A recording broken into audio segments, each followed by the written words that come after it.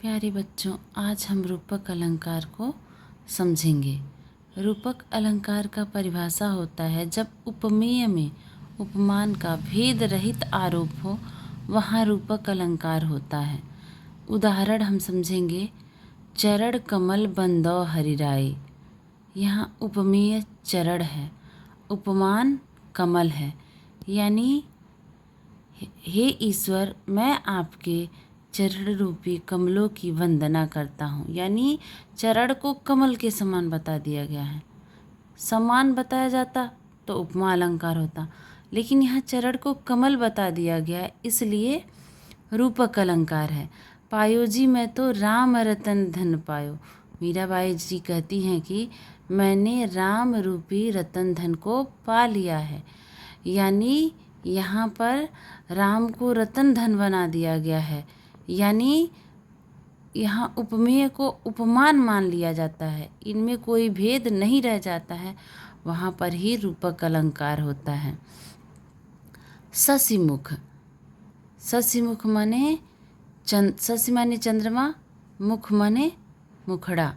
यानी मुखड़े को क्या बता दिया गया है? चंद्रमा बता दिया गया है।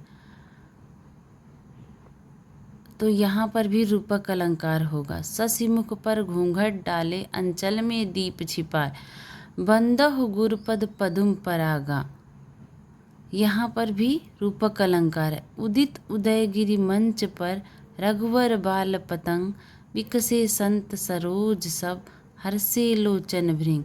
इसमें भी रूपक अलंकार का सुंदर उदाहरण है। अब रूपक अलंकार के भेद देखते हैं।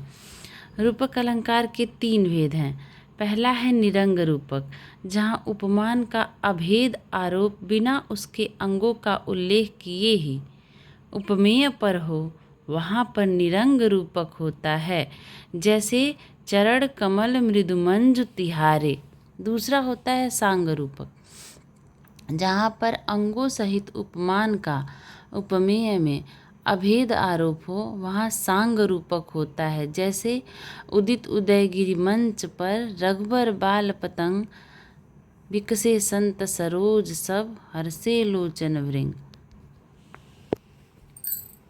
अब है तीसरा है परंपरित रूपक, जहाँ एक रूपक किसी दूसरे रूपक का हेतु अथवा आधार हो और रूपक की एक परंपरा सी चलती रहती है, वहाँ परंपरित रूपक होता है। जैसे सखनील नभस्सर से उतरा या हंस आहा तरता तरता, अवतारक मौक्तिक शेष नहीं उतरा जिनको चरता चरता।